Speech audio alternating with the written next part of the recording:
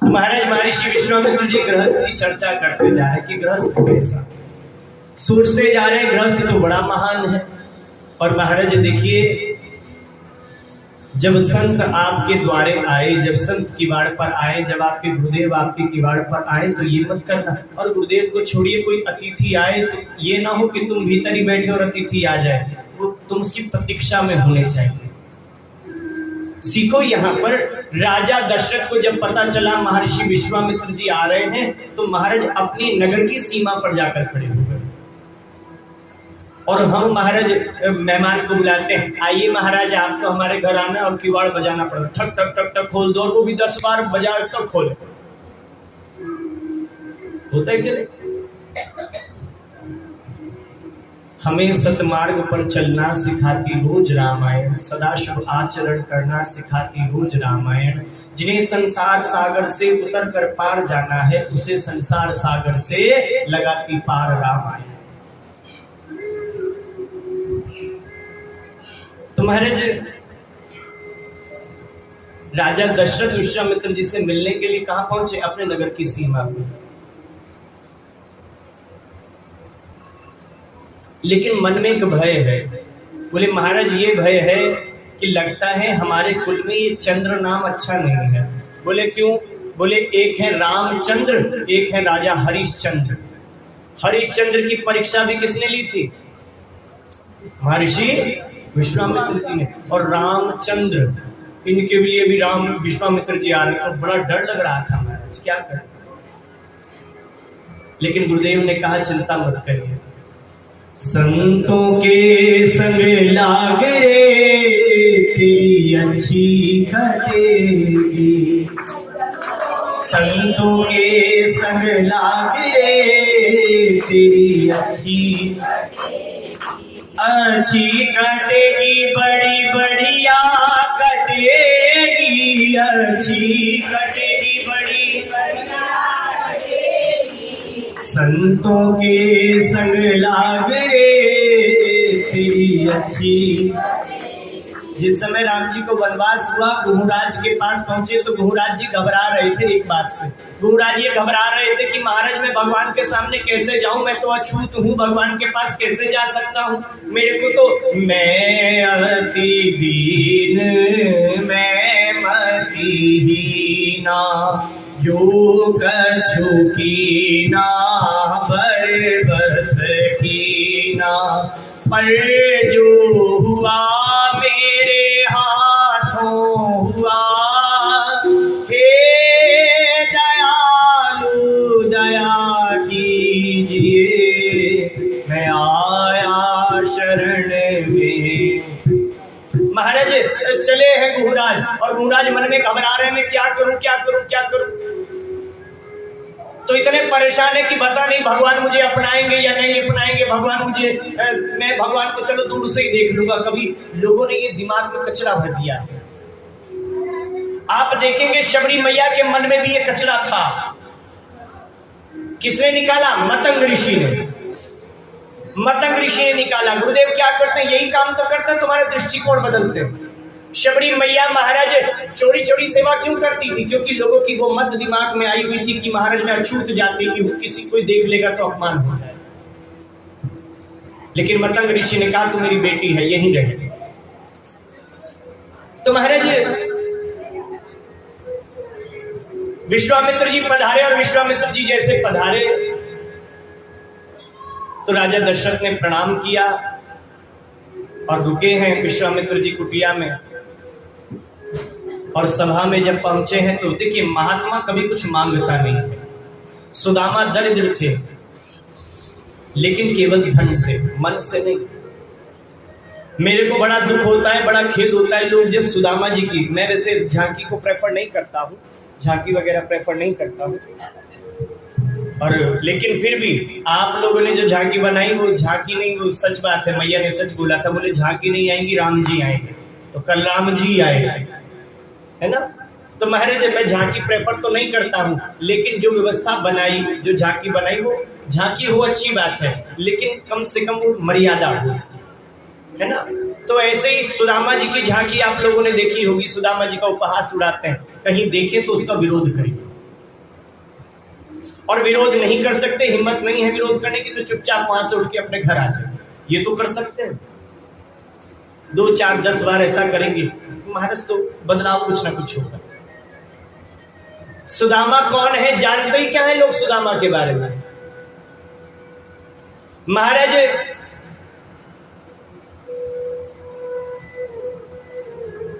सुदामा जी की पत्नी का नाम है सुशीला। क्या नाम है? सुशीला। सुदामा जी 5 घर से भिक्षा मांगते हैं, भिक्षा मांग के जो भी मिलता है उसी से अपना जीवन यापन करते हैं। एक दिन रात्रि में महाराज उनको भूख लगी, घर के अंदर किसी बर्तन में कोई खाना नहीं था, चावल का डब्बा खोला तो केवल 1 दाना चावल था। कितना? 1 दाना चावल। तो महाराज सुदामा जी ने वो 1 दाना चावल उठाया। स्थिति जानकर देखिए, 1 दाना चावल के 2 हिस्से करे, अपना धर्म निभाया कि पति का दायित्व है, पत्नी के लिए भी पहले भोग निकाले। तो 1 दाने चावल के आधा टुकड़ा पत्नी को रखा और आधा कहा कि मेरा इससे क्या मेरी भूख मिटेगी, मैं क्यों ना भगवान को ही भोग लगा दूं। तो भगवान को भोग लगा दिया उस आधे चावल का। सुदामा जी की कुल संपत्ति क्या थी उस समय? केवल 1 दाना चावल। और उस आधी संपत्ति को किसे सौंप दिया? भगवान को और पत्नी को। पत्नी उठी और पत्नी ने कहा कि आधे दाने चावल से मेरा क्या होगा, महाराज भगवान ने भी कुछ नहीं खाया, भगवान को भोग लगा लूं। तो पत्नी ने भी उस आधे दाने चावल को उठाकर भगवान को भोग लगा दिया। महाराज सुदामा की कुल संपत्ति 1 दाना चावल था, उसने अपनी संपूर्ण संपत्ति भगवान के चरणों में अर्पित कर दी। इसलिए भगवान ने भी बिना कुछ कहे 1-1 दाने का मोल जब देने लगे भगवान, और 1-1 मुट्ठी के बदले 1-1 लोग भगवान ने सुदामा के नाम किए। जब सुदामा ने अपनी कुल संपत्ति भगवान को सौंप दी थी तो भगवान ने भी कोई कंजूसी नहीं दिखाई, भगवान ने भी 1-1 संपत्ति सुदामा के नाम की। हम उस सुदामा का उपहास सुनाते हैं। वो सुदामा जब भगवान श्री कृष्ण के द्वारे पहुंचा था तो भगवान श्री कृष्ण उन्होंने सुदामा ने एक बार भी नहीं कहा कि मुझे ये चाहिए, ये भी नहीं कहा कि मुझे ये चाहिए, एक बार भी नहीं कहा सुदामा। और तो और भगवान ने क्या किया जानते? जब सुदामा गए थे तो बड़े नए नए कपड़े पहनाए थे, हार पहनाए थे, और जब जाने लगे तो सुदामा ने कहा चलो यही हार।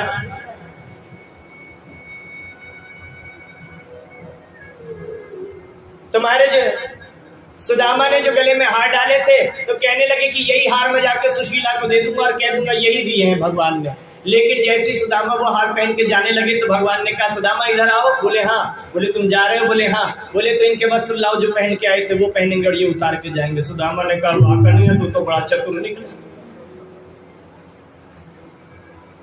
क्या मांगू इस दुनिया से जो देकर 4 बताए, और मांग न हो साहिब से मांगो जो देते देर नाना।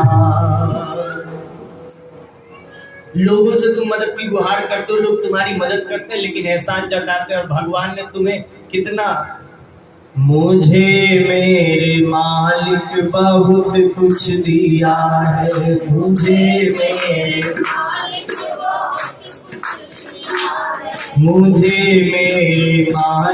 बहुत कुछ दिया है, मुझे मेरे मालिक बहुत कुछ दिया है। तेरा शुक्रिया है, तेरा शुक्रिया है, तेरा शुक्रिया है, तेरा शुक्रिया है, तेरा शुक्रिया है, तेरा शुक्रिया है, तेरा शुक्रिया है, तेरा शुक्रिया है। एक मैं हूँ सदा मांगता ही रहा, एक मैं हूँ सदा मांगता ही रहा, एक तुम हो जो रहमत किए जा रहे हो, एक तुम हो जो रहमत किए जा रहे हो, एक मैं हूँ खता पे खता कर रहा, एक मैं हूँ खता पे खता कर रहा, एक तुम हो जो माफी दिए जा रहे, एक तुम हो जो माफी दिए जा रहे। और जो पहले दिया है वो ही कम नहीं है, मैं उसी को निभाने के काबिल नहीं हूँ। मैं आ तो गया हूँ मगर जानता हूँ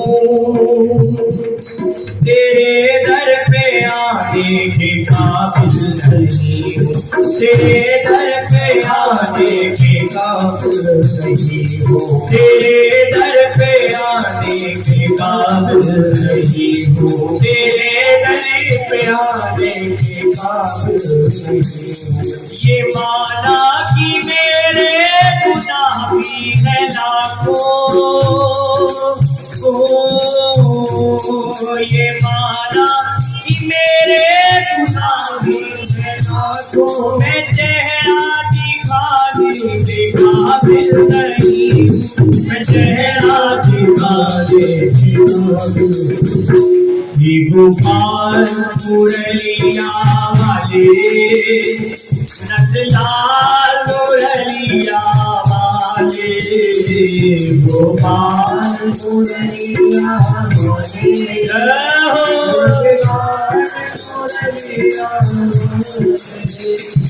गोपाल मुरलिया वाले, नंदलाल मुरलिया वाले, गोपाल मुरलिया वाले, नंदलाल मुरलिया वाले।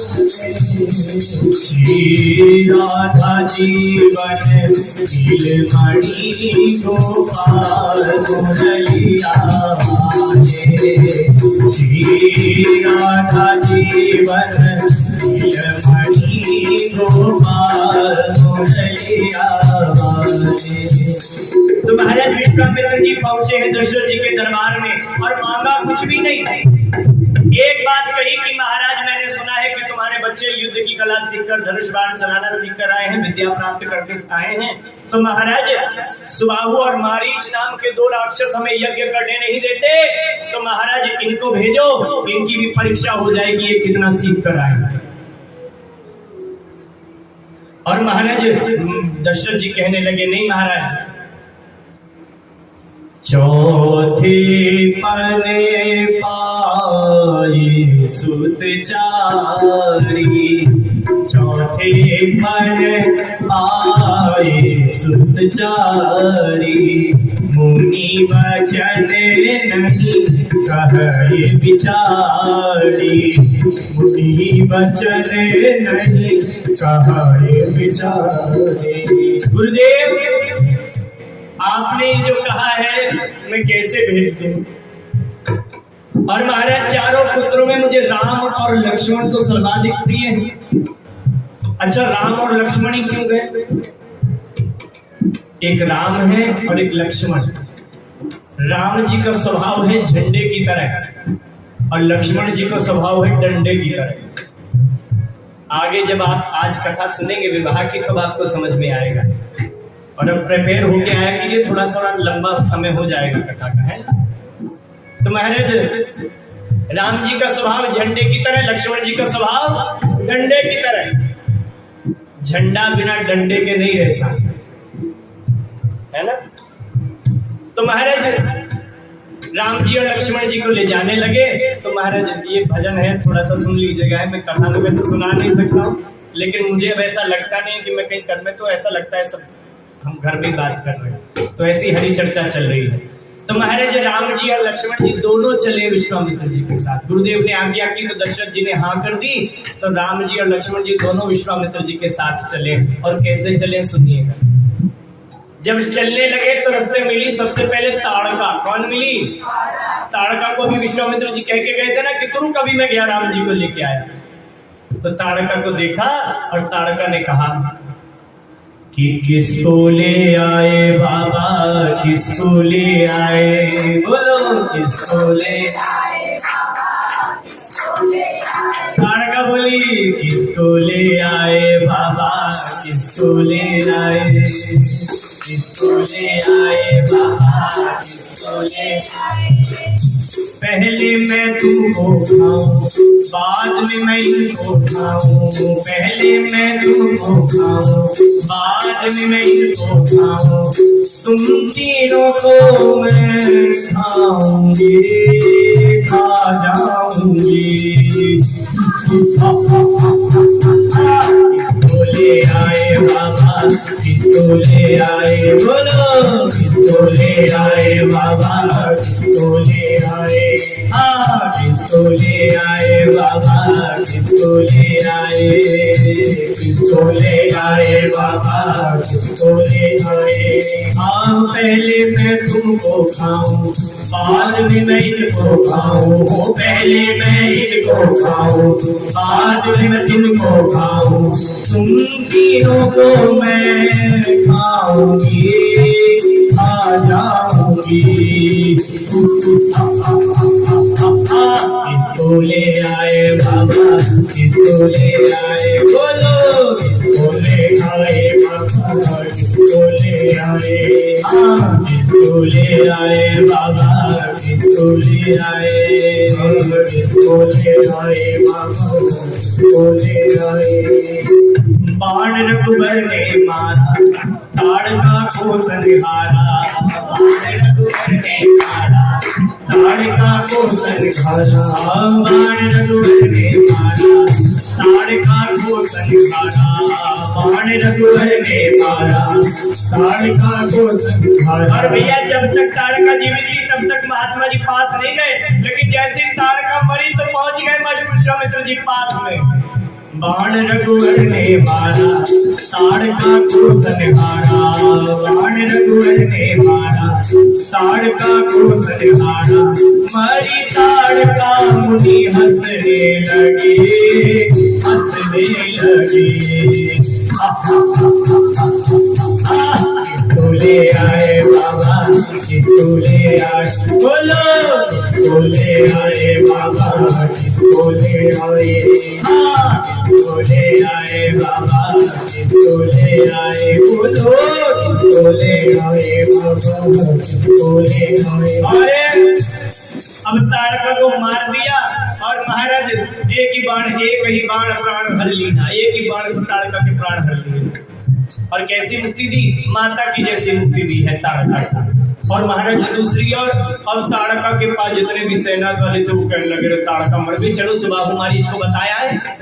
तो इन्हें एक ने कहा बोले हम नहीं जाएंगे, बोले क्यों, बोले वो राक्षस है, कभी हमने जाकर कहे कि ताड़का चाची मर गई तो वो हमारे पीछे पड़ जाए, कहीं हम ही ना मारे। तो एक ने बोला बतानी तो पड़ेगी, तो एक ने कहा चलो एक काम करो हम सब इकट्ठे होके चल रहे हैं, हम सब इकट्ठे होके चल रहे हैं। तो सब चले और वहां पर जाके सुबह और मारीच के सामने खड़े हुए और कहने लगे महाराज वो ताड़का चाची थी ना, थी मतलब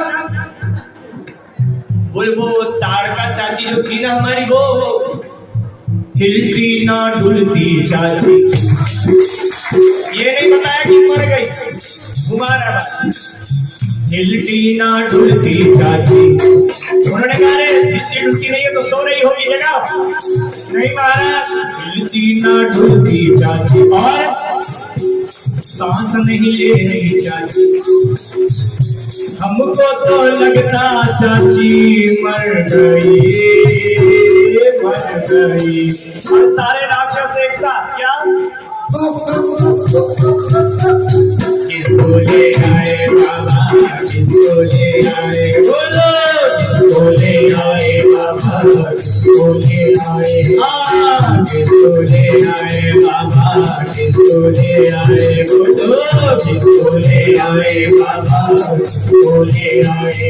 हाँ पहले मैं इनको खाऊं बाद में मैं तुमको खाऊं, पहले मैं इनको खाऊं बाद में मैं तुमको खाऊं, तुम तीनों को मैं खाऊंगी खा जाऊंगी। किसको ले आए बाबा, किसको ले आए, बोलो किसको ले आए बाबा, किसको ले आए। और भैया अब महाराज अब रो रहे हैं सब।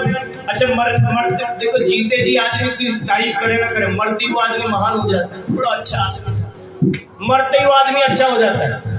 तुम्हारा तारका मणि तो लोग भी बोल रहे हैं क्या? बोले महाराज तारका चाची मर गई, हमारी बड़ी अच्छी तारका चाची थी। तो महाराज एक बोला, बोले रो मत। बोले क्यों? खाने को लड्डू मिल गए।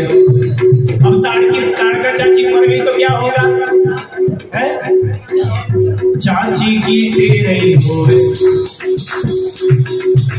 लड्डू और पूरी मिल गए, हम सब मिल के खाएंगे खाएंगे। बोले आए बाबा, बोले आए बोलो, बोले आए बाबा, बोले आए आहा, बोले आए बाबा, बोले आए, बोले आए बाबा, बोले आए, किसको ले आए बाबा, किसको ले। तो तारका को भगवान ने मारा और विश्वामित्र जी के यज्ञ को पूर्ण कराने के लिए विश्वामित्र जी के यज्ञ के लिए जैसे ही अगले दिन तैयारी हुई, आहुति डाली गई, धुआं उठा, और जैसे ही धुआं उठा ऐसे ही सुबाहु और मारीच आ गए। लेकिन राम जी को विश्वामित्र जी ने अपने अस्त्र शस्त्र दिए थे युद्ध करने के लिए। महाराज राम जी ने बाण मारा, इसे सुबाहु को, और सुबाहु को जब एक बाण मारा तो महाराज सुबाहु जलकर भस्म हो गया। और महाराज दूसरा बाण मारा मारीच को, और जो मारीच को बाण लगा तो मारीच 100 योजन दूर जाकर समुद्र के पार लंका नगरी में गिरा। देखो भैया, सबकी मुक्ति कैसे होगी? सबका स्थान निर्धारित है। स्थान चलकर नहीं जाता, व्यक्ति चलकर जाता है। व्यक्ति पहुंचता है उस स्थान पर।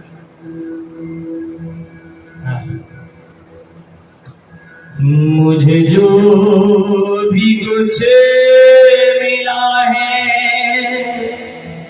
तुमने मुझे दिया है, ओ सांवरे दाता मेरे, तेरा शुक्रिया है। तुम्हारे जिसकी जैसी गति होनी है वो निर्धारित है। स्थितियां तुम्हारे प्रारब्ध के कारण प्रकट होती हैं, लेकिन उस पर क्या फैसले लेना ये तुम्हारे प्रेजेंट पर निर्भर करता है। तुम्हारे प्रारब्ध के कारण तुम्हारे सामने सिचुएशन क्रिएट होती है, ये सिचुएशन बन के आएगी, लेकिन तुम्हारा प्रेजेंट महाराज उस पर क्या करता है? उस पर इफेक्ट करता है पूरा, कि तुम उस स्थिति में क्या करोगे, उस स्थिति में तुम्हारा रिएक्ट क्या होगा, तुम उस पर डिसीजन क्या लोगे, और जैसा तुम आज करोगे ऐसा तुम्हें कल मिलेगा। आज ये स्थिति, ये कथा का आयोजन आपको लगता हो कि ऐसा है, पुण्य का प्रताप उदय हुआ कई जन्मों का, तब हमें सत्संग प्राप्त हो गया। लेकिन आज का हमारा निर्णय कि कथा में जाकर हम बैठेंगे, कथा में जाकर सुनेंगे, कथा में जाकर हम कोई अच्छी बात लेकर आएंगे, या कथा में जाकर भी हम किसी की कोई बुराई लेकर आएंगे, ये हम सोचेंगे अपने घर जाकर। तो महाराज यज्ञ पूर्ण हुआ, पूर्ण आहुति हुई, लेकिन विश्वामित्र जी को रात को नींद नहीं आई। विश्वामित्र जी रात को सोए नहीं। क्यों? क्योंकि महाराज मैं तो लाया था ये कहकर कि यज्ञ पूर्ण करा दीजिए, और यज्ञ अब पूर्ण हो चुका है। और महाराज कल राम जी मुझसे कहेंगे कि महाराज आपका काम तो हो गया, अब मैं जाऊं। और महाराज जीवन में एक बार परमात्मा आ जाए तो भक्त भरपूर कोशिश करता है कि उनको भेजे, वो जाए। विश्वामित्र जी युक्ति सोचने लगे, मैं ऐसा क्या करूं कि भगवान न जाए, भगवान न जाए, भगवान न जाए। और देखिए, जहां चाहा है वहां रहा है, जहां चाहा नहीं वहां रहा है। तुम चाह करो तो सही, तुम इच्छा करो कि महाराज मैं ये करना चाहता हूं, भगवान के सम्मुख रखो, भगवान पूरी दुनिया से विरोध कर तुम्हारी उस इच्छा को पूर्ति करते हैं। मैं प्रमाण हूं इस बात का। आप मानते हैं या नहीं मानते, कुछ भी मान सकते हैं, लेकिन मैं इस बात का भगवान का प्रमाण क्या है इस संसार में? भगवान का प्रमाण केवल भक्त है, उसके अलावा कोई नहीं देख सकता। ये जीवन में तुम्हारे जीवन में रोज चमत्कार होता है, लेकिन तुम देखते नहीं, वो बात अलग है। पानी पी रहे हो, रोटी खा रहे हो, रोटी को मुंह में डालते हो, चबाते हो, खाते हो, वो खून बन रही है तुम्हारे शरीर में। पानी पी रहे हो और पानी खून बन जाता है। दुनिया की ऐसी कोई ताकत नहीं बनी, कोई ऐसी मशीन नहीं बनी जो पानी को खून बना दे। लेकिन जीवन खत्म हुआ तब ये समझ में आता कब? जीने का ढंग आया, जीवन खत्म हुआ तब, जीवन खत्म हुआ तब, जीने का ढंग आया। जीवन खत्म हुआ जब, जीने का ढंग आया, और शम्मा बुझ चली तब, जब शम्मा बुझ चली तब, महफिल में रंग आया।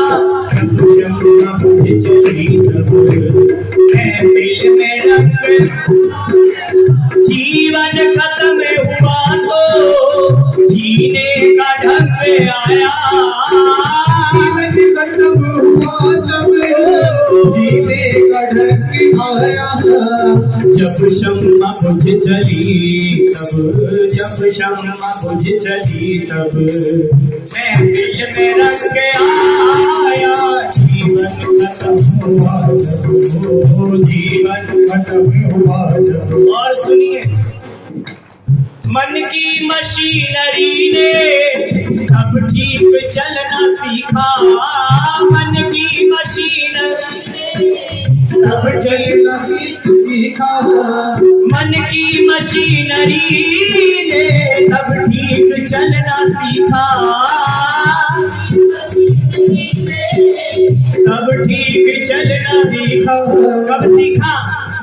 अरे जब बूढ़े तन के हर एक, जब बूढ़े तन के हर एक पुरजे में जंग आया। जीवन खत्म हुआ तब, जीने का ढंग, जीवन खत्म हुआ तब, जीवन खत्म हुआ जब।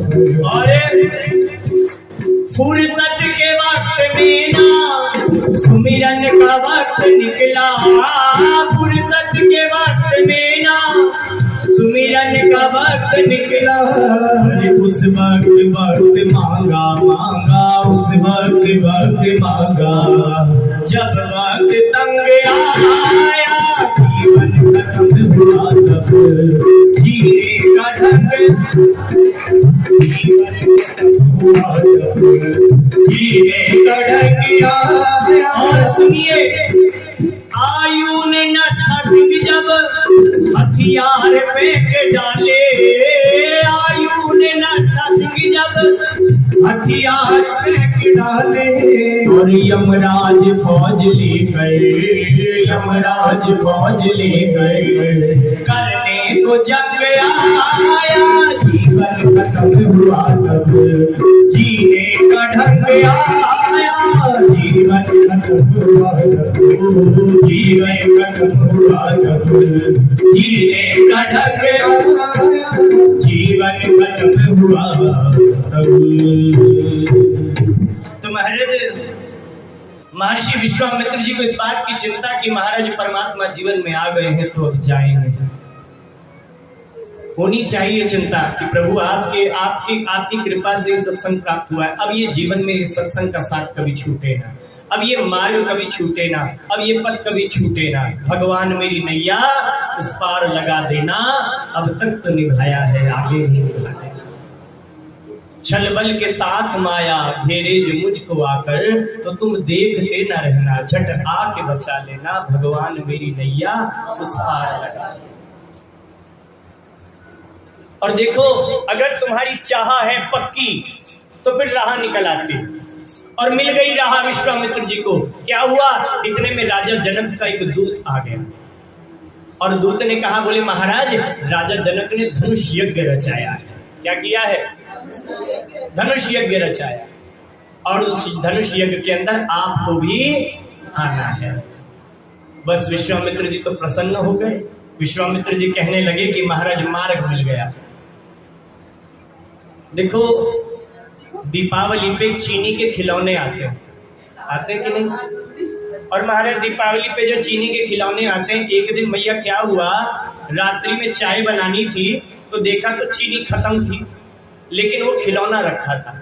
तो अभी तक तो वो खिलौना था, लेकिन जब चीनी का अभाव तो वो खिलौना, वो मुझे कुछ और नहीं, खिलौना चीनी नजर आने लगा। उसी को फोड़ा और चाय में डाल।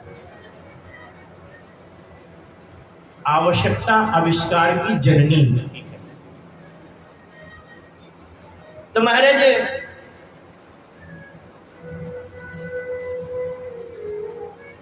एक वो व्यक्ति जिसको ऊन की जर्सी स्वेटर बनाना आता है, उसके हाथ में ऊन दोगे तो वो बढ़िया जर्सी बना देगा, और एक जिसको ऊन से कुछ बनाना नहीं आता, उसके हाथ में ऊन दे दी तो वो और उलझा देगा। तो महर्षि विश्वामित्र जी को महाराज जब एक चीज मिली तो उन्हें पता लग गया कि महाराज अब मुझे क्या करना है। उन्होंने कहा एक यज्ञ तो हो गया, एक यज्ञ और पूरा कराना है। ये भी तो चालाकी है, लेकिन ये चालाकी परमात्मा को पाने के लिए है। ये चालाकी भी तुम्हें पार लगा देती है, लेकिन वो चालाकी भगवान के लिए हो। वो चालाकी इसलिए ना हो कि दुनिया की कोई तुच्छ वस्तु पाने के लिए तुम चालाकी दिखाते हो। क्या पाओगे? कि कोई ना यहाँ निर्दोष रहा, यहाँ सब में कोई ना कोई दोष रहा, और सबकी गलतियां मैंने बताई, गा गा कर सबको ही सुनाई, तो मैं भी कहाँ निर्दोष रहा, यहाँ सब में कोई ना कोई दोष रहा। यहाँ तो सब में कोई ना कोई दोष है, पर जैसे हैं स्वीकार कर लीजिए। या तो इन सबको अपने भीतर से धीरे धीरे स्वयं मिटाएं, और अगर नहीं मिट रहा है तो एक मार्ग है। क्या? बोले प्रभु जैसा तैसा हूं, सब तेरा है, अब तेरी शरण में हूं। तो महाराज विश्वामित्र जी ने कहा ठीक है, अब तो युक्ति मिल गई थी। सुबह राम जी से कहा कि एक यज्ञ तो हो गया, अब आपको एक यज्ञ और पूरा कराना है। राजा जनक ने धनुष यज्ञ रचा है।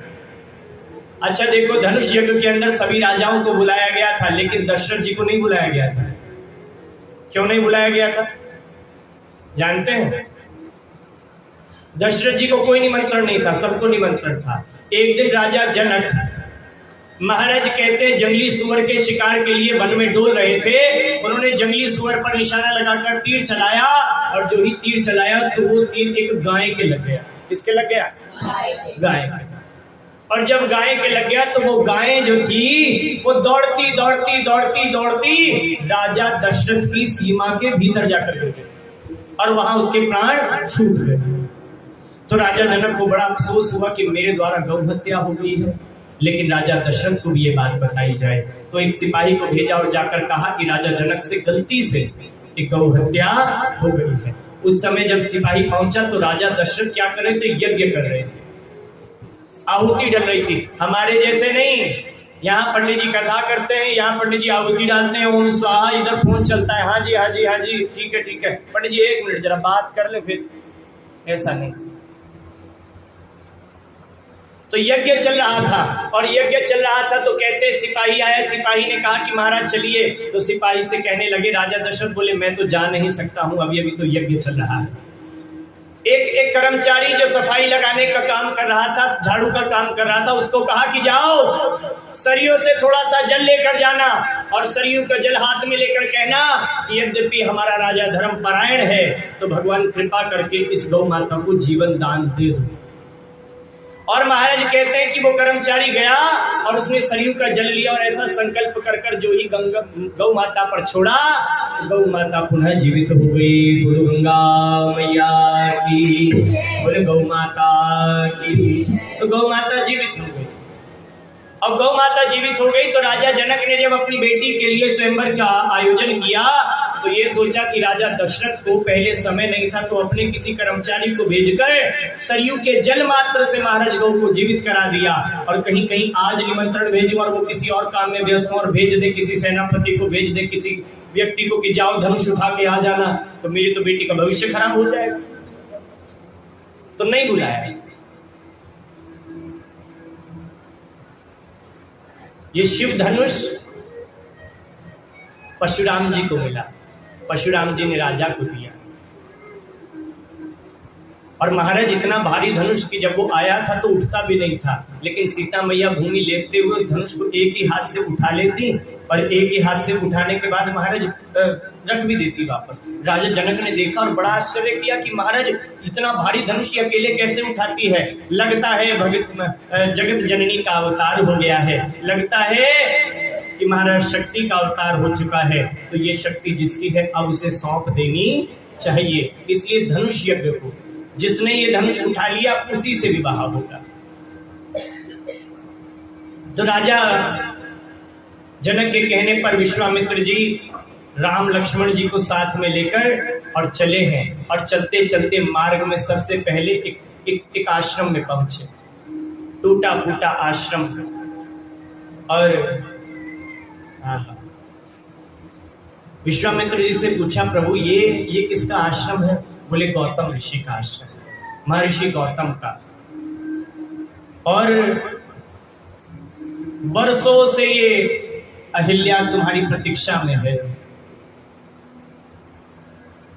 और प्रभु ने अपने चरणों की रज अहिल्या उस पत्थर पर डाली है। और उस कोई लोग कहते हैं कि पैर रखा, कुछ भी हो, कथानक कुछ भी हो, लेकिन शिक्षा है। शिक्षा ये है कि भगवान के स्पर्श से, भगवान के नाम के स्पर्श से, भगवान के चरणामृत से, भगवान के तिलक से पत्थर से पत्थर हृदय भी जीवित हो जाता है। कठोर से कठोर हृदय भी भगवान को पुकारने लगता है। महाराज अहिल्या को तारा भगवान ने। आगे चले हैं भगवान, राजा जनक की सीमा में पहुंचे तो राजा जनक भी स्वागत के लिए कहाँ खड़े हैं? प्रारंभ में अपनी सीमा के निकट नगर की। विश्वामित्र जी पधारते हैं, वाटिका में बिठाते हैं, राजा जनक बड़ा आदर सत्कार करते हैं। विश्वामित्र जी से राजा जनक पूछते हैं कि ये दोनों बालक कौन हैं? तो विश्वामित्र जी बताते हैं कि ये दशरथ जी के बेटे हैं और यज्ञ संपूर्ण कराने आए थे और मैं इनको अपने साथ यहाँ भी लेकर आया। नगर के लोग राम जी के दर्शन पाते हैं, बड़े कृतार्थ होते हैं। तो महाराज राजा जनक कहते हैं कि महाराज अगर आप अकेले आए होते तो आपके रहने की व्यवस्था मैं कुटिया में करता, लेकिन ये राजकुमार आए हैं तो आपको मैं कुटिया में तो नहीं कहूंगा, आप महलों में रहिए।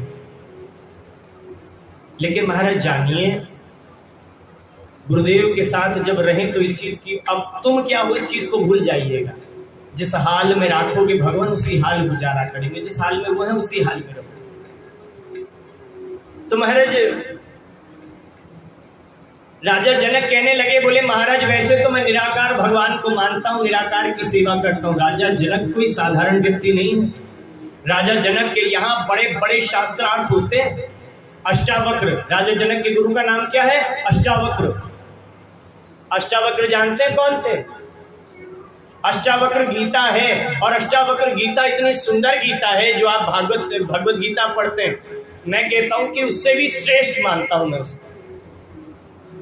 भगवत गीता से भी श्रेष्ठ अष्टावक्र गीता है। तो महाराज कहते हैं अष्टावक्र जी भी उनकी सभा में आते थे और अष्टावक्र जी राजा जनक के गुरु थे। कल मैं आपको अष्टावक्र जी की छोटी सी कथा भी सुना दूं। आज मैं विवाह के प्रसंग में प्रवेश करता हूं।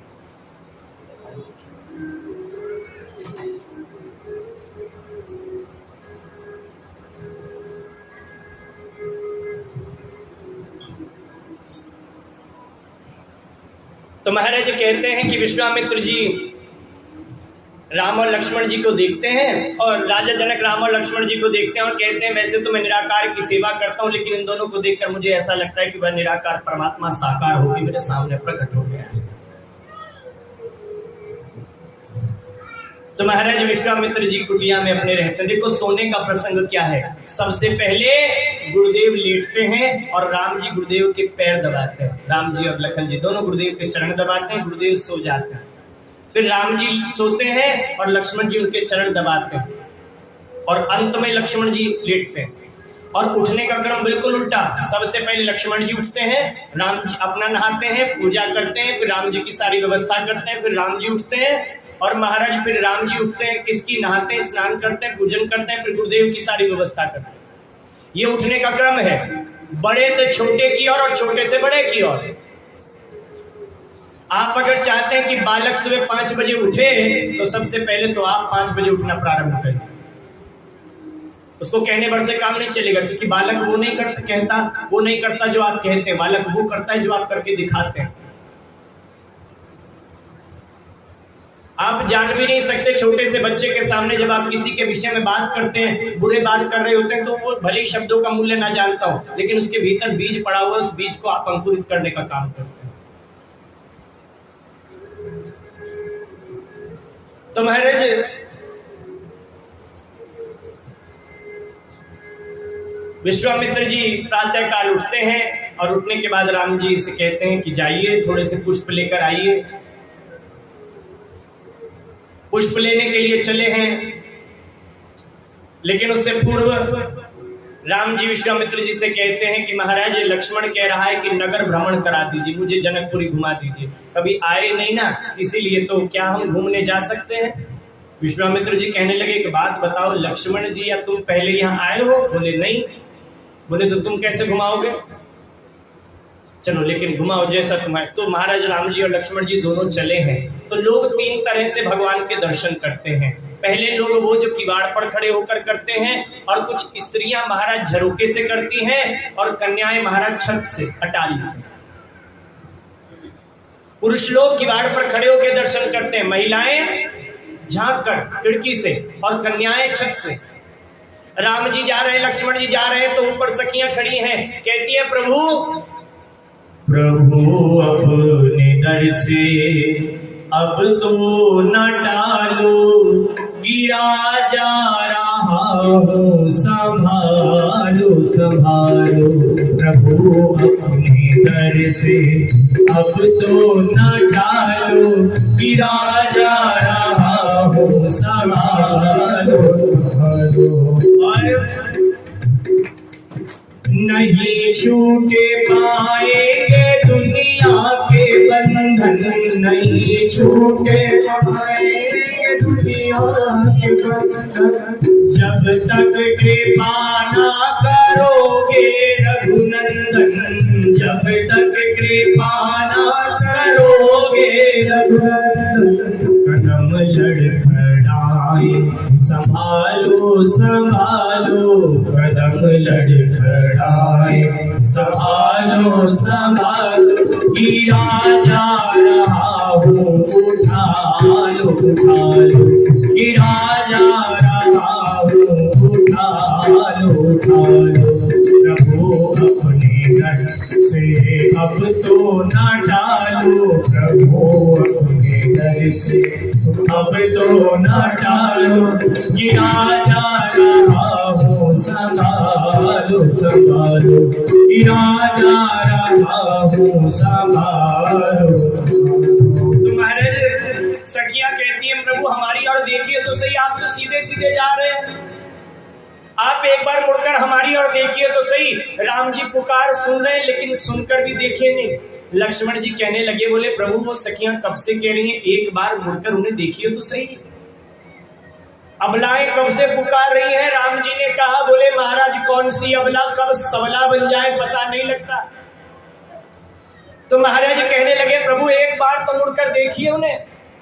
राम जी ने कहा कि लक्ष्मण तुम कहते हो तो चलो एक बार मैं मुड़कर देखता हूं। और महाराज जी कहते हैं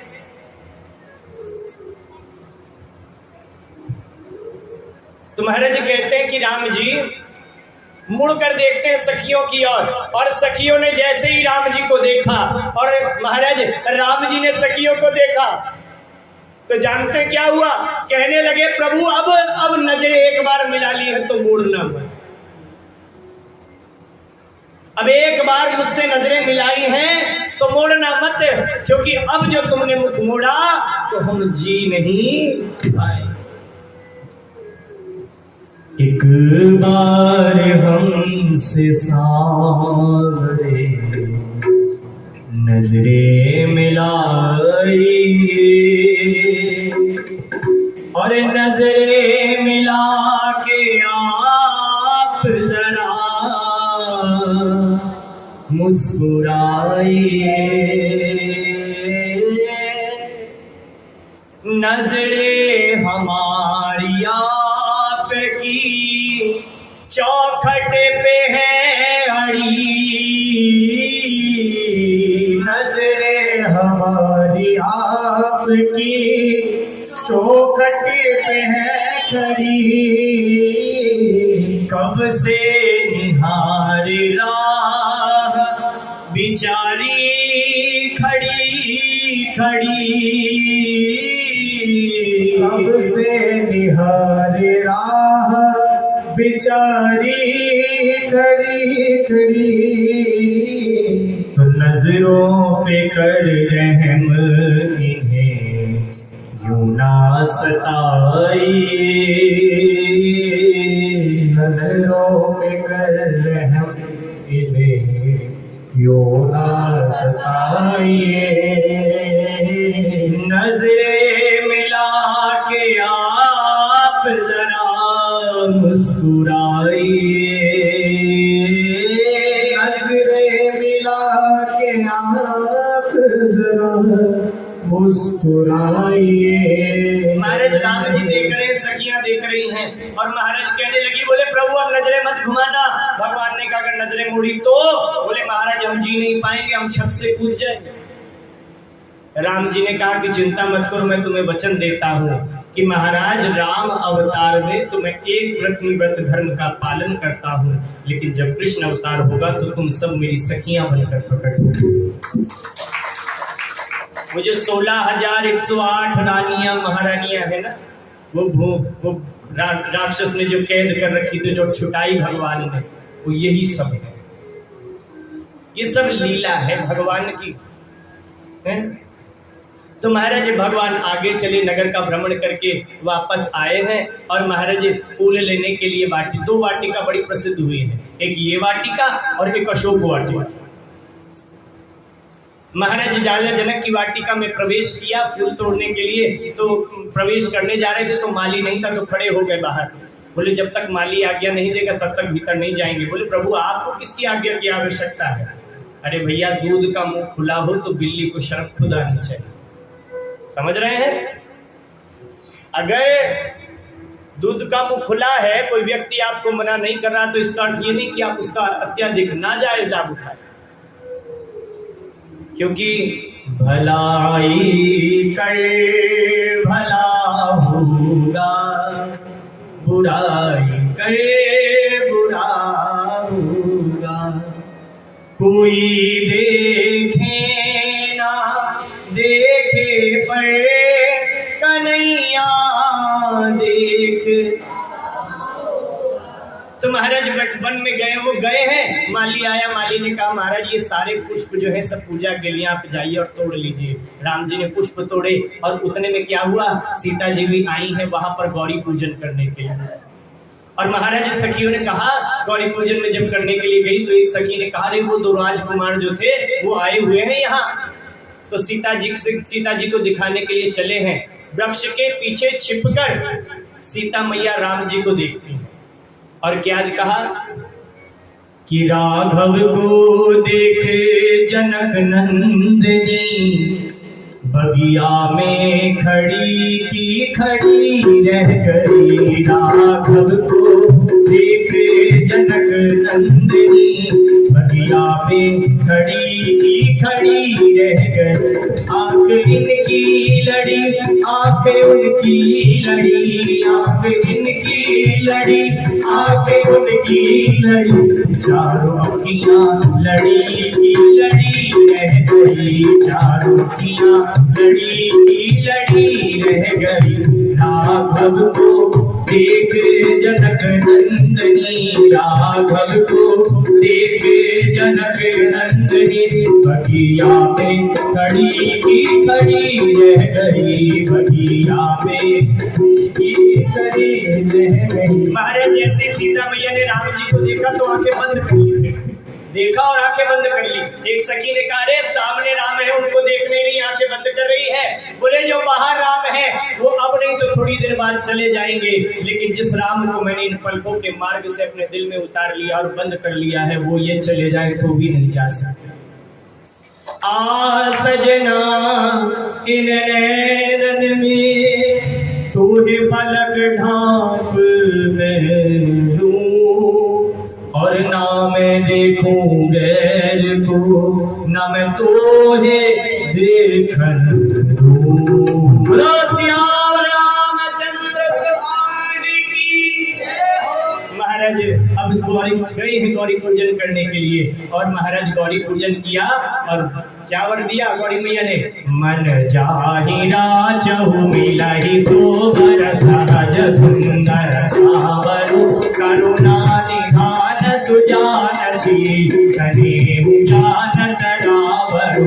एहि भांति गौरे असीस सुनसी सहित हिय हर्षि अली, तुलसी भवानी पूज पुनि मुदित मन मंदिर चली।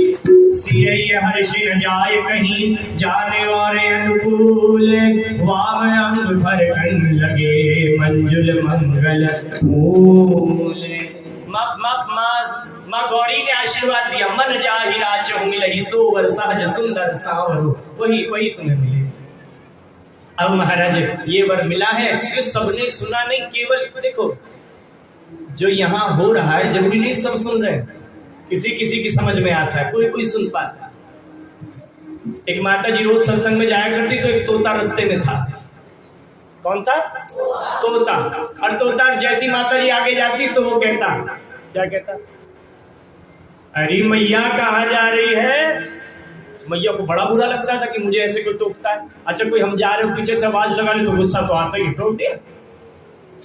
तो मैया को बड़ा गुस्सा आता था। तो मैया ने गई और मैया ने जाकर मालिक से कहा, तुम्हारा तोता मुझे रोज परेशान करता है, इसे समझा लो।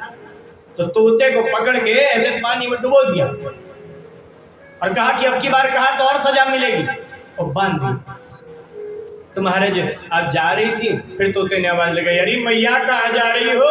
मैया को फिर गुस्सा आया, मैया ने फिर शिकायत की, मालिक ने फिर तोते को डुबो दिया।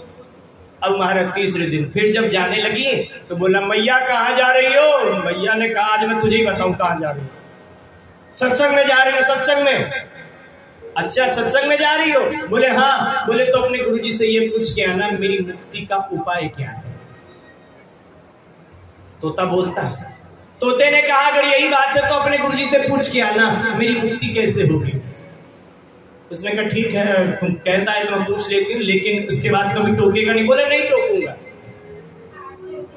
और महाराज जी कहते हैं कि मैया गई और कथा का विश्राम हुआ, महाराज जी बैठे हुए थे, तो मैया चुपके से गई अंदर कमरे में और महात्मा जी से कहने लगी, महात्मा जी एक तोता मुझे रोज परेशान करता है, आज मुझे कह रहा था कि ये पूछ के आना कि मुक्ति का उपाय क्या है। तोते ने मुझसे कहा है मुक्ति का उपाय क्या है, मुक्ति का उपाय बताइए। महात्मा जी ऐसे बैठे थे, ऐसे बैठे बैठे गिर गए, ऐसे बैठे बैठे गिर गए। मैया को लगा महात्मा जी तो गए, और मैया अपने प्राण बचाने मुश्किल हो गए, भागी। और भागी तो महाराज भागती भागती उन्होंने सोचा महात्मा जी तो मर गए, मैं अकेली हूं, मेरा इनाम होगा कि किसी ने कुछ मिला के खिला दिया, मर गए। भागी गई भागी गई भागी गई, और जब भागी जा रही तो तोते ने फिर कहा, नहीं मैया कहाँ जा रही है बड़ी जल्दी? बोले तूने ऐसा सवाल पूछा? मैंने जाके सवाल पूछा कि महात्मा जी मुक्ति कैसे होगी, तो महात्मा जी खुद ही मुक्त हो गए। बैठे बैठे लुढ़क गए, गिर गए। अरे मैं तो अपने प्राण बड़ी मुश्किल से बचा के आई हूँ और भागी भागी, अब मुझे नहीं लगता अब कथा होगी। अब चली गई अपने घर। अगले दिन डर के मारे कथा में भी नहीं गई। दूसरे दिन तीसरे दिन बहनें पूछने आई, अरे बहन तू कथा में नहीं आ रही? बोले कथा में महात्मा जी ठीक हैं। बोले महात्मा जी जो एकदम ठीक है। महात्मा जी को क्या हुआ? बोले नहीं वो बस ऐसी कुछ काम था इसलिए नहीं आ पाई। जब जा रही थी तो आज तोते ने आवाज नहीं लगाई। पीछे मुड़कर देखा तो पिंजरे में तोता भी नहीं था। मन में बड़ा आश्चर्य हुआ। गई और जाकर पूछा मालिक से तोता कहां गया?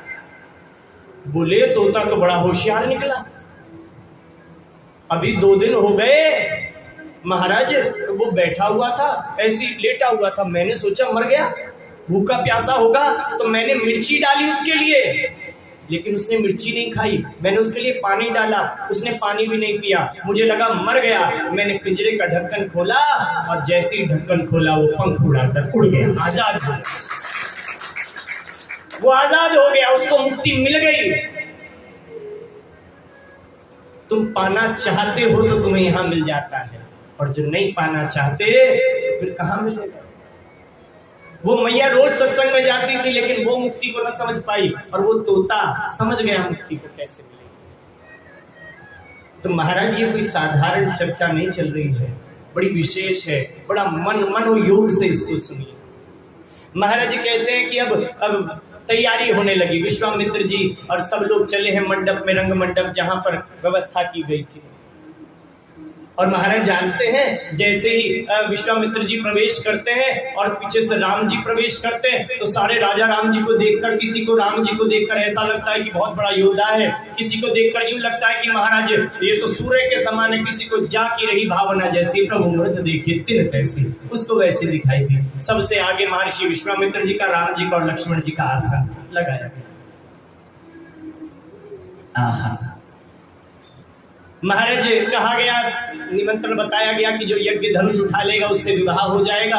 महाराज कहते हैं कि करके सबने धनुष उठाने का प्रयास किया लेकिन कोई भी धनुष नहीं उठा पाया। फिर महाराज क्या हुआ, 10,000 राजा, जितने राजा बैठे थे सारे के सारों ने एक साथ मिलकर धनुष उठाने का प्रयास किया। अच्छा वचन क्या था कि जो धनुष उठा लेगा उसके साथ विवाह हो जाएगा। 10,000 राजा अगर एक साथ मिलकर धनुष उठा रहे हैं और उठ जाए तो विवाह किससे हो? किसी ने सवाल पूछ लिया, बोले 10,000 राजा मिलकर धनुष उठा रहे हो, अगर उठ जाएगा तो फिर विवाह किससे होगा? बोले 10,000 मिलकर उठाएंगे धनुष और फिर जब उठ जाएगा तो आपस में लड़ाई करेंगे, जो जीत जाएगा उसके साथ विवाह होगा। यानी सब साथ दिख रहे हैं लेकिन संग नहीं है। तो महाराज कहते हैं सबने उठाने का प्रयास किया लेकिन जब कोई नहीं उठा पाया तो महाराज राजा जनक कहने लगे, लगता है मेरी बेटी अविवाहित ही रह जाएगी, इसके भाग्य में विवाह लिखा ही नहीं है, विवाह हो ही नहीं सकता, विवाह होना बड़ा कठिन है। महाराज ये बात कहने लगी, लगता है इस धरती पर वीरों का जन्म होना बंद हो गया है। तब महाराज क्या हुआ, अच्छा कह रहे हैं इधर और देख रहे हैं लक्ष्मण जी की ओर कि असर हो रहा है कि नहीं, और बोला, और इतने में लक्ष्मण जी खड़े हो गए। लक्ष्मण जी ने कहा कि जहां पर चंद्रवंश का कोई भी, सूर्यवंश का कोई भी बैठा हो महाराज, वहां पर इस तरह की बातें आपको नहीं करनी चाहिए। रघुकुल का कोई भी व्यक्ति अगर वहां बैठा है इस सभा में तो वहां आप किसी को ये बातें नहीं कर सकते कि धरती पर बलशाली लोग पैदा होने बंद हो गए। अगर आप कहें तो ये धनुष क्या, मैं संपूर्ण धरती को उठा दूं गेंद की तरह। एक बैठा था बात करने लगा, बोले ये लो धनुष उठ नहीं रहा था, ये पूरी पृथ्वी उठा रहे, धनुष इन पे उठ नहीं रहा, ये पूरी पृथ्वी उठा रहे। और दूसरे ने कहा, बोले अगर इसने पृथ्वी उठा ली तो हमारा क्या होगा? बोले जो पृथ्वी उठाएगा तो हम भी उठ जाएंगे और जहां रखेगा वहां रखे जाएंगे। और फिर महाराज जब इतनी बात हुई तो फिर कहने लगे, बोले महाराज ऐसी बात नहीं। बोले क्या? बोले धरती को ऐसे गेंद की तरह उठा दूंगा और कच्चे घड़े की तरह फोड़ दूंगा। कहने लगे, बोले महाराज ये तो फोड़ देंगे, अब क्या होगा? बोले हम तो तुमसे कह रहे थे धनुष नहीं उठा तो चले अपने घर को, तुम ही बैठे हैं नाटक देखने। अब लो अब ये फूट रहा है घड़ा, तुम भी मरोगे। बोले एक बात बता, जब ये कह रहे दुनिया उठाएगा तो तेरा घर दुनिया के बाहर है, तो जहां होगा वही उठा लेगा ये। और देखो कितनी सुंदर बात कही गई, कच्चे घड़े की तरह। कच्चे घड़े को तोड़कर उसको दोबारा आकृति दी जा सकती है, लेकिन पक्के घड़े को कभी दोबारा आकृति नहीं दी जा सकती। तो कहा कच्चे घड़े की तरह तोड़ दो, तड़पा लो जितना जी चाहे मुझे दर दर पर भटकाना, मेरे सबरो तन मन जल जाए तुम ऐसी आग लगाना, सकल विश्व छुड़वा लेना पर नाम ना अपना छुड़वा लेना, बस अपना नाम मत छुड़वा। अब महाराज कहने लगे मैं कच्चे गेंद की तरह उठा दूं, तो महाराज राम जी बोले लक्ष्मण थोड़ा धीरे बोलो, धीरे बोलो। तुम बोलते हो ना तो धरती हिलती है, धरती हिलती है तो राजा हिलते हैं, राजा हिलते हैं तो सब हिलते हैं, हमें बड़ा डर लगता है। लक्ष्मण जी बोले गुरु प्रभु जी क्षमा करिएगा, एक बात कहना चाहता हूँ। बोले क्या? बोले आप कहते हैं मेरे बोलने से धरती हिलती है, धरती के हिलने से सब हिलते हैं, सब हिलते होंगे लेकिन दो लोग नहीं हिलते। बोले क्यों? पहला ये धनुष नहीं हिलता, दूसरे आप नहीं हिलते, दोनों में से एक भी हिल जाए तो कहानी खत्म ही ना हो जाए, दोनों में से एक मिल जाए तो कहानी खत्म हो जाए, ना आप हिलते हैं ना धनुष हिलता। तो महाराज राम जी ने गुरुदेव की ओर देखा, गुरुदेव ने आज्ञा दी कि जाइए राम, धनुष उठाई और चले हैं राम जी। सीता मैया हाथ जोड़ रही हैं, प्रणाम कर रही हैं, भगवान से प्रार्थना कर रही हैं कि हे धनुष देवता, हे प्रभु, मैं जानती हूं कि तुम्हारा वजन बहुत अधिक है, लेकिन तुम हल्के हो जाओ। धनुष कहने लगा अरे छोटी मोटी सभा में कोई हल्का व्यक्ति बैठता है तो वो ऐसा दिखना चाहता है कि मैं बहुत भारी हूं, और तुम मुझे इतनी सभा में हल्का दिखाना चाहती हो। धनुष से सीता मैया कहने लगी होते होंगे लोग भारी दिखते होंगे, भारी दिखना चाहते होंगे, लेकिन जिसका वजन स्वयं भगवान उठाने आए वो भी भारी बना रहेगा तो कैसे बात करें? तुम्हारा वजन तो स्वयं भगवान उठाने आ रहे हैं, तुम हल्के हो जाओ। अब महाराज राम जी चले हैं और धनुष को उठाने लगे, और महाराज भगवान ने प्रणाम किया, गणेश भगवान को प्रणाम किया, अपने इष्ट देव को प्रणाम किया, गुरुदेव को प्रणाम किया, और सहज भाव से शिव धनु तोड़ा, जनक सुता संग नाथा जोड़ा, सहज भाव से शिव धनु तोड़ा, जनक सुता संग नाथा जोड़ा। महाराज शिव धनुष तोड़ दिया राम जी ने सहजता से, और महाराज जैसे ही शिव धनुष तोड़ा, महाराज उठाया और प्रत्यक्षा चढ़ाने लगे तो दो टुकड़ों में हो गया, धनुष टूट गया। तो महाराज लोग कहने लगे, बोले सब लोग बड़े प्रसन्न हो गए, धनुष उठ गया, धनुष उठ गया, लेकिन धनुष तुम तो बड़े दुखी हो गए। बोले क्यों? बोले तुम टूट तो गए इसलिए तुम तो दुखी हो गए, कल तक जुड़े हुए थे। धनुष ने कहा नहीं नहीं, मैं तो बड़ा प्रसन्न हूँ। बोले क्यों? बोले जब तक मैं जुड़ा हुआ था तो लोगों को तोड़ने का काम करता था, आज मैं टूटा हूं तो दो को जोड़ने का काम करता है। मैं जब तक जुड़ा हुआ था तब तक लोगों को तोड़ने का काम करता था, और आज जब मैं टूटा हूं तो जुड़ गया हूं। भगवान ने तो मुझे ऊंचा उठाया, भगवान ने कहा मैं तुझे मुक्ति देना चाहता हूं। मैंने कहा महाराज मुझे मुक्ति नहीं, मुझे तो भक्ति चाहिए। उसने कहा बातें कुछ भी कर लो, भगवान ने तुम्हें तोड़ के नीचे फेंक दिया। बोले बात तुम समझे ही नहीं, भगवान ने पहले मुझे ऊपर उठाया, कहा कि मैं तुझे मुक्ति दूंगा। मैंने कहा प्रभु मुझे मुक्ति नहीं, मुझे तो आपकी भक्ति चाहिए। भगवान ने कहा अगर भक्ति चाहिए तुझे मेरे चरणों में आना पड़ेगा। तो भगवान ने अपने दोनों चरण मुझे सौंप दिए और मेरे दोनों हिस्से कर कर अपने चरणों में रख दिए। तो भगवान ने मुझे भक्ति प्रदान की। अब महाराज जयमाल की बात हुई। अच्छा देखो, जिनसे काम होता नहीं वो क्या करते हैं? बुराई। जितने राजा बैठे थे एक दूसरे को कोनी मारे ऐसे। बोले क्या हो रहा है? बोले इसने धनुष तोड़ दिया। बोले तो? बोले ले छुड़ाए इस अकर को, कोई जाओ और सीता जी को छीन लाओ, कोई जाओ और सीता जी को छीन लाओ। उसने बोला तुम बोल रहे हो बैठे बैठे कि ले छुड़ाए सी अकर को, ले छुड़ाए सी अकर को, करते क्यों नहीं कुछ? बोले हम तो भड़काने वाले हैं। भड़काने वाले पिटते हैं क्या?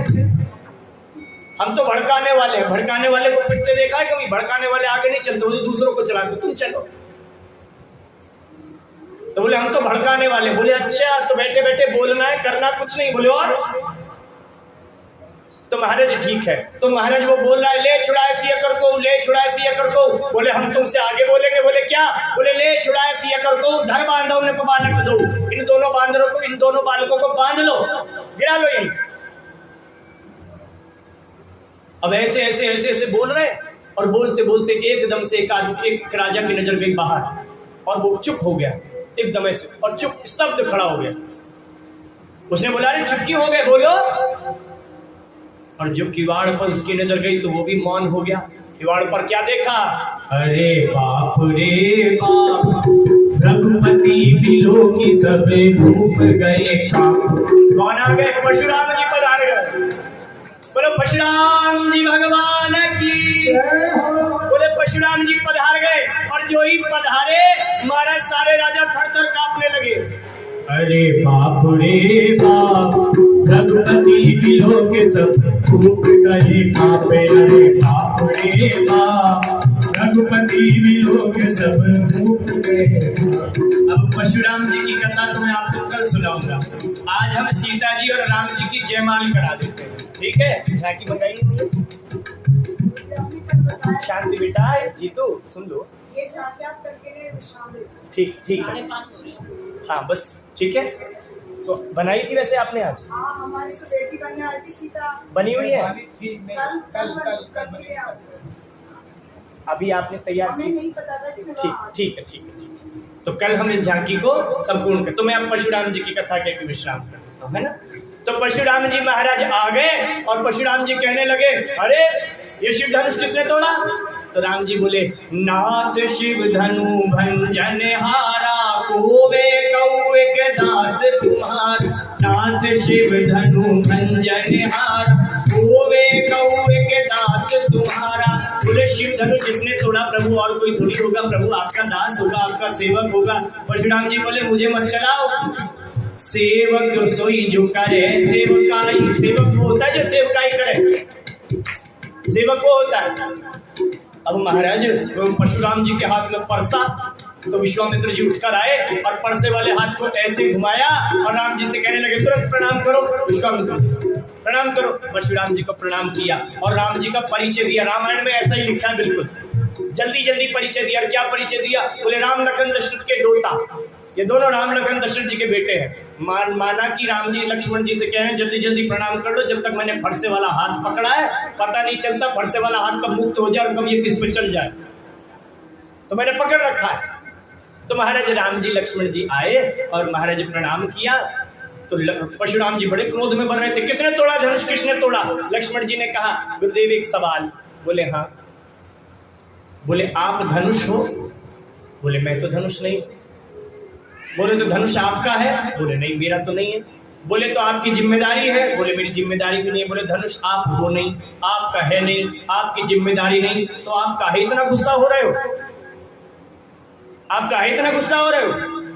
परशुराम जी ने सोचा लड़का बात तो ठीक कह रहा है। उन्होंने कहा छोड़ो छोड़ो, तुम बहुत खराब बात कर रहे हो, मुझे गुस्सा आ रहा है। तुम मेरा फरसा देखो, फरसा देखो। अच्छा कई लोग होते हैं कोई चीज होती है तो दिखाने का बड़ा शौक होता है ना? एक आदमी उसने सोने की अंगूठी बनाई, सोने की अंगूठी, तो मिठाई की दुकान पे गया, बात ऐसी करे ये लड्डू कितने का है, ये बर्फी कितने की है, ये पेड़ा कितने का है। दुकान वाला भी कमाल का, उसने सोने का बाजूबंद बनवाया था, वो कह रहा सब 250 किलो है, जो मर्जी ले लो। लोग दिखाने का शौक है।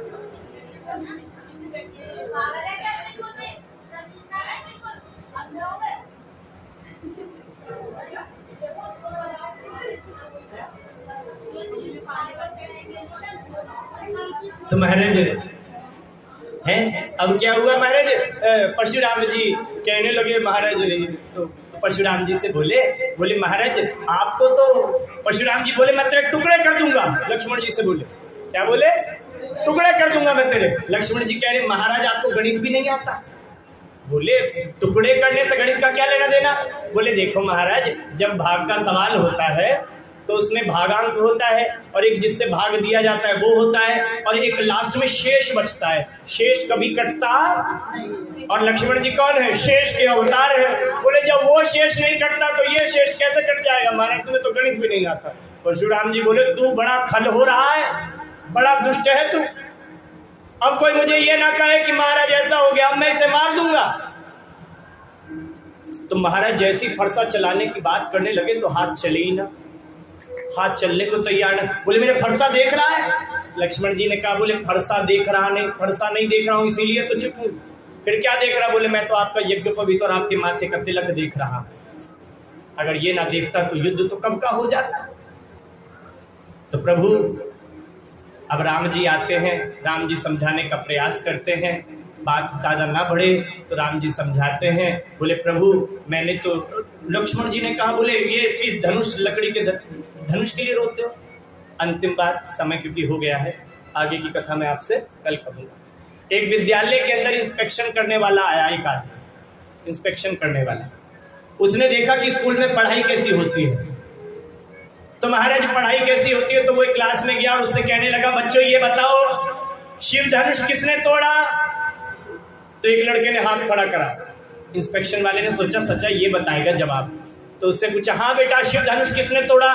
बोले जी किसने तोड़ा मुझे ये तो पता नहीं, लेकिन ये जान लो मैंने नहीं तोड़ा, ये जान लो मैंने नहीं तोड़ा। बेटा ऐसा क्यों बोल रहे हो? बोले हमारे स्कूल के अंदर कुछ भी टूट जाए फूट जाए ये सारे के सारे मेरा इनाम लगाते हैं, इसलिए मैं पहली बता रहा हूं किसी ने भी तोड़ा मैंने नहीं तोड़ा।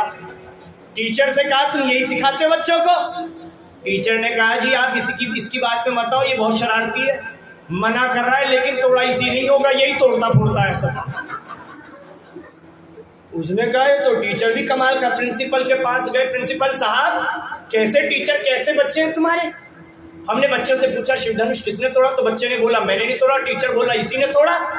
प्रिंसिपल बोला अरे क्यों नाराज होते हो, कितने का था बता दो, पैसे वैसे ले लो, काम खत्म करो।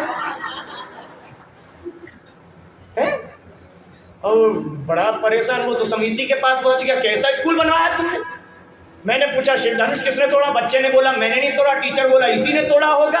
प्रिंसिपल कह रहा पैसे ले लो, बताइए ये क्या बात है? उसने कहा भाई साहब बैठ जाओ, क्यों नाराज हो रहे हो? मेरी पहचान का एक बढ़ई है, मेरी पहचान का एक बढ़ई है, अगर आपको वही प्यारा था तो कोई नहीं मैं उसे ठीक करा दूंगा, लेकिन नाराज मत हो आप। लोग ऐसे।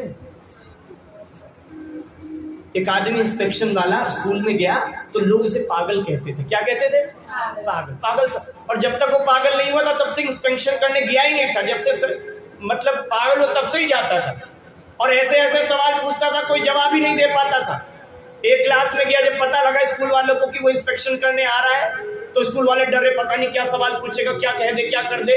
तो एक क्लास में गया वो और पूछने लगा, बोले बच्चों एक बात बताओ, अगर एक हवाई जहाज दिल्ली से महाराष्ट्र के लिए 200 किलोमीटर प्रति घंटे की रफ्तार से चला तो सवाल ये है कि मेरी उम्र क्या है बताओ। अगर कोई हवाई जहाज दिल्ली से महाराष्ट्र के लिए 200 किलोमीटर प्रति घंटे की रफ्तार से चला तो मेरी उम्र क्या है? अब लोगों ने कहा ये दोनों ही बातें अलग है, इसमें तुम्हारा जवाब कहां से दे? तो एक बच्चे ने हाथ खड़ा कर दिया, मैं बताऊं। टीचर ने कहा बोले कोई ना जवाब देता तो कम से कम यही कहते कि अनपढ़ बच्चे हैं, अब ये उल्टा पुल्टा जवाब देगा तो कहेंगे बड़े शरारती बच्चे हैं।